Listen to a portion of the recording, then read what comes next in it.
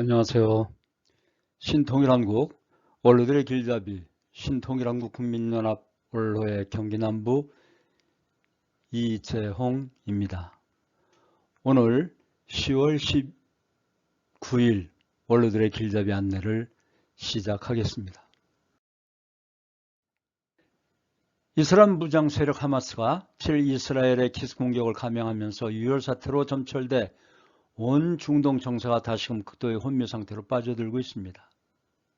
이번 공격은 미국의 중동 내 영향력이 과거보다 약화된 가운데 격렬한 반정부 시위 등으로 야기된 이스라엘의 정정불안, 중동 평화무대의 제동을 여는 하마스의 계산 등이 복합적으로 맞물린 결과로 분석됩니다. AP통신에 따르면 하마스의 실세인 무함마드 데이프는 2021년 10일 전쟁 이후 18개월간 이스라엘에서 안지구 도시 공습, 예루살렘 성지 분쟁 지역인 아라크사에서의 폭력, 유대인 정착민들의 팔레스타인 공격 증가, 16년간의 봉쇄 정책 등 일련의 행동에 대한 보복이라며 이번 공격을 정당화했습니다. 하마스는 약 230만 명의 팔레스타인이 살고 있는 가자 지구를 2007년부터 장악해왔습니다. 이후 이스라엘은 이곳을 철저히 고립시켰습니다. 자국민 보호를 이유로 장벽을 세워 주민들의 이동할 자유를 제한하고 생필품 반입을 제한했으며 정기적으로 공습을 가하는 강력한 봉쇄 정책을 펼친 것입니다. 이 시간에는 이스라엘과 팔레스타인의 하마스와 전쟁이 일어나는 원인은 무엇인가에 대하여 원로 지도자분들께 이해하기 쉽게 설명을 드리고자 합니다. 그래서 이 시간은 이스라엘과 하마스의 전쟁에서 우리에게 주는 교훈에 대하여 말씀드리고자 합니다. 제 영상이 도움이 되셨다면 구독, 좋아요 잊지 마시고 눌러주시면 더 좋은 영상을 만드는데 큰 힘이 되겠습니다.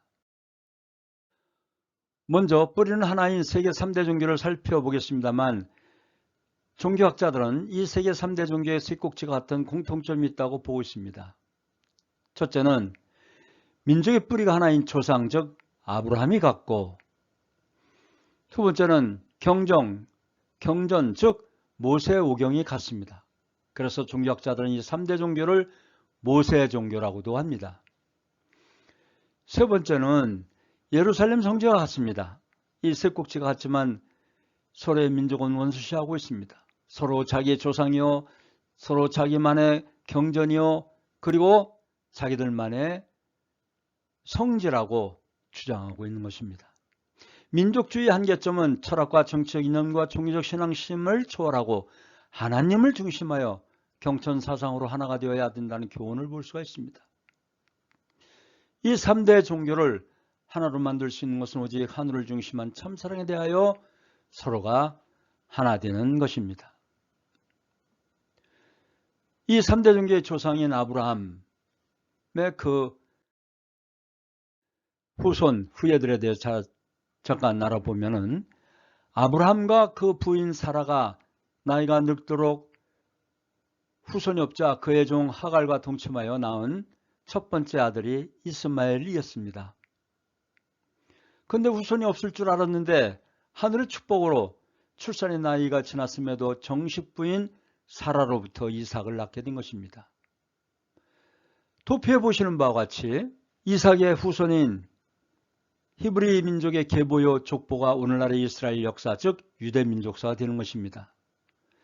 신약전서 마태복음 첫 장의 첫 줄이 그 계보를 중요시 여기고 예수가 아브라함의 후손이며 그의 뿌리가 아브라함인 것을 강조하기 위해서 누가 누구를 낳고 누가 누구를 낳고 강조한 이유가 여기에 있는 것입니다. 왜냐하면 유대인들은 메시아가 오실 때 반드시 아브라함의 후손이요 다윗의 후손이 메시아로 오실 것임을 믿고 오늘날에도 그렇게 믿고 있는 것입니다. 그런데 다윗의 후손으로 오셨다는 예수님을 믿지 않고 그를 십자가에 못 박혀 돌아가시게 한 큰 죄를 범하게 된 것이죠. 지금도 예수님의 고향인 나라 이스라엘에 가보면 예수를 믿는 이들은 2%도 안 되고 예수는 한 선지자에 불과하다고 믿는 유대인들입니다. 그렇기 때문에 예수님은 결국 십자가에 못 박아 돌아가셨습니다. 하갈과 이스마엘은 아브라함 가정과 가나안 땅에서 나와서 살게 된 것이 지금의 아랍권이라고 보는 것이고 그의 조상이 이스마엘이라고 보는 것이죠. 성경에도 나옵니다만 하갈과 이스마엘이 그의 집을 나왔지만 하늘은 이스마엘에게도 축복을 내려주셨다는 기록이 있습니다. 흔히 모하메드라 불리는 무함마드는 서기 570년에 메카에서 태어났습니다. 그는 그의 추종자들에게 아브라함과 모세와 그리스도의 후계자로서 자신이 가장 위대한 자가 될 것이라는 신의 뜻에 전적인 순종을 요구하고 이슬람의 교리를 가르쳤습니다. 그는 유대교와 기독교와 이교도를 연합해 하나의 새로운 믿음이나 종교를 만들려고 한 것입니다. 따라서 그의 가르침에는 종교적 형태가 많이 혼합되어져 있기도 합니다. 그의 부인이 여럿 있었지만 자녀들도 낳긴 하였지만 후사를 남기지 못하였습니다. 이슬람교의 뿌리는 무함마드의 그 후예들 하나이지만 이슬람교를 따르는 무슬림은 크게 두 개의 종파, 수니파와 시아파로 나뉩니다. 도표에 보시는 바와 같이 오늘날 전 세계 약 18억 무슬림 중 약 85%가 수니파고 15%는 시아파입니다. 시아파는 이란, 이라크, 바레인, 아제르바이잔 등의 이슬람 국가에서 대다수를 차지하지만 수니파는 모로코에서 인도네시아에 이르는 40개 이상의 국가에서 대다수를 차지합니다. 종파간 차이에도 불구하고 수니파와 시아파는 1400여 년에 이르는 오랜 역사 동안 상대적으로 평화롭게 함께 살았습니다. 그러나 20세기 후반부터는 중동 여러 국가와 종교 세력들이 종교적 정치적 우위를 차지하기 위해 싸우며 수니파와 시아파 간 분열이 심화되었고 미국을 비롯한 서구의 개입에 지역의 정치적 혼란이 가중되며 이 분열은 절정으로 치닫고 있습니다. 복잡한 시아파와 수니파의 갈등에 대해 잠깐 알아보겠습니다. 그 분파의 유래는 이 두 가지 이슬람의 최대 종파 간 차이는 아들이 없던 무함마드의 계승자를 누구로 보느냐에 따라서 발생합니다.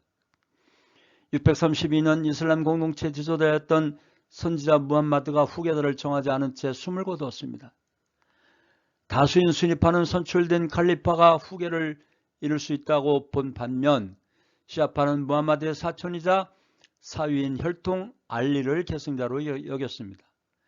4대 칼리파였던 알리는 쿠데타 세력에 암살당했고 그러자 알리의 추종자인 시아파는 무함마드 혈족인 알리만이 칼리파의 자격이 있다면서 새 지배자들에게 저항했던 것입니다.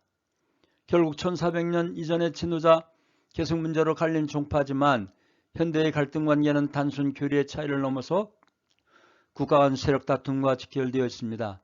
수니파와 시아파는 오랜 기간 평화와 분쟁 사이를 오가며 지냈지만 20세기 들어 아랍인과 페르시아인의 갈등, 석유, 초강대국의 개입을 비롯한 복잡한 정치적 역학관계에 빠지게 되었던 것입니다.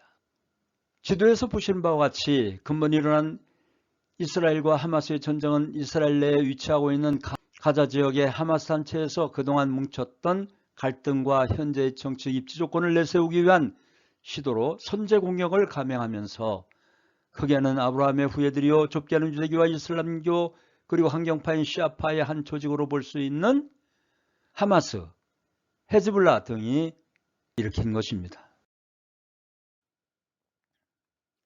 이스라엘과 하마스 전쟁에서 주는 교훈이 있습니다. 우리들에게 주는 교훈은 무엇일까요? 저는 세 가지로 집약해 보았습니다. 첫째는 한 나라의 분열과 내분의 결과는 전쟁과 희생의 대가를 치른다는 것입니다. 나라와 모든 조직도 마찬가지이겠죠. 이스라엘은 요즘 내분이 끝이질 않았습니다. 구후 세력과 야당 그리고 세대 간의 갈등 등 우리나라가 분단된 상황에서 정신 바짝 차려야 합니다. 전쟁이 일어나면 여야 모든 국민들이 참혹한 꼴을 당할 수 있으니 우리 서로 하나 되어야 합니다. 두 번째는 상대를 제대로 알아야 한다는 것입니다. 하마스는 2년 전부터 전쟁 준비를 했다고 합니다. 세계에서 가장 정보력이 강하다는 모사드도 몰랐습니다. 그리고 횡적으로 가자 지구를 자동차로 1시간 정도밖에 안 걸리는 그 좁은 땅에 지하 경도로 들어가면 500km의 길이 터널 지하망이 확장되어 있다고 합니다. 우리나라는 어떻습니까? 북한이 핵 위협을 하고 있는데 우리는 만반의 준비를 하고 있는지 정확한 정보력은 가지고 있는지 수시로 매일 점검해야 할 것입니다. 세 번째는 용서와 사랑으로 하나 되어야 합니다. 하마스의 배후 시아파나 수니파나 이슬람교, 헤즈볼라 등 그리고 기독교, 유대교 등 모두 한 하나님 아래 하나의 종교입니다. 하나의 영제자매입니다. 그래서 용서와 사랑으로 전쟁을 끝내야 되고 테러는 절대로 안 됩니다. 북한 정부는 전쟁 준비만 할 것이 아니라 굶주림 속에 있는 북한 주민들을 보살펴야 할 것입니다. 이것이 이스라엘과 하마스 전쟁에서 주은 교훈인 것입니다. 앞에서 살핀 것처럼 하나님은 인류의 참 부모이시고 그 하나님은 한 분 하늘 부모님이십니다. 그 하늘 부모님 특정 종교나 교리적인 신이 아니며 인류의 양심을 통해서 지향해온 궁극적 원인자, 궁극적 실제입니다. 국경과 인종, 종교를 초월하여 모든 인류를 하나로 묶을 수 있는 구심점인 것이죠. 그리고 하나님은 한 분이시기 때문에 종교도 하나입니다. 어떤 종교는 인격적인 하나님, 다른 종교는 비인격적 진리를 주장하지만 모든 종교가 추구하는 궁극적 실체는 하나이고 하늘 부모님 한 분입니다. 모든 종교의 출발점이 한 분 하나님으로부터 비롯되게 되었기 때문입니다. 종교의 목적은 한 분 하나님 아래 온 인류가 한 가족, 형제자매가 되는 것입니다. 따라서 종교는 하나입니다. 3대가 함께하는 가정에 대해서 알아보겠습니다. 3대가 함께하는 가정은 남북 통일에 큰 힘이 될 것이며 사회 안정의 밑거름이 될 것입니다. 다음 한 말씀 참고하겠습니다. 신문명이라는 것은 하나님을 중심 삼은 문명입니다. 하나님적 문명입니다. 신문명 개벽입니다. 역사의 모든 것을 미지의 사실로 다 덮어놓았습니다. 공개가 안 됐습니다. 이것을 공개시켜야 할 때가 됐습니다. 여러분이 알아야 할 것은 부자관계입니다. 부자일체는 한 몸을 말합니다. 부부일신도 한 몸을 말합니다. 그 부부에게서 태어난 아들, 딸은 형제가 일신이 되어야 합니다. 하나입니다. 자기를 중심 삼고 위에는 할아버지, 할머니, 아버지, 어머니, 그 다음에 자기 자신입니다. 3대를 중심 삼고 이것이 한 가정이 되어야 합니다. 이 3대가 한 가정을 이루어 살았으면 그 열매는 하나님의 가정을 이룰 수 있는 것입니다. 참부모경 561쪽을 참고하였습니다. 오늘도 원로가 없었다면 대한민국이 없다는 양무원로 시무대한 이 희호를 보시고 시장경제와 자유민주주의를 부정하거나 권모술 충상무례를 일삼는 몰입에 같은 위정자들의 선동에 부안해동하지 마시고 오히려 그런 자들을 척결하거나 바르게 인도하시어 나라를 지키시는 원로 지도자님들이 되시기를 당부드립니다. 또한 우리 원로들께서는 자존감을 가지시고 우리 원로들이 없으면 가정도 나라도 세계평화도 미래도 없음을 아시고 항상 건강하시고 행복하시길 기원드리면서 오늘의 원로들의 길잡이 10월 19일 순서를 모두 마치겠습니다. 고맙습니다.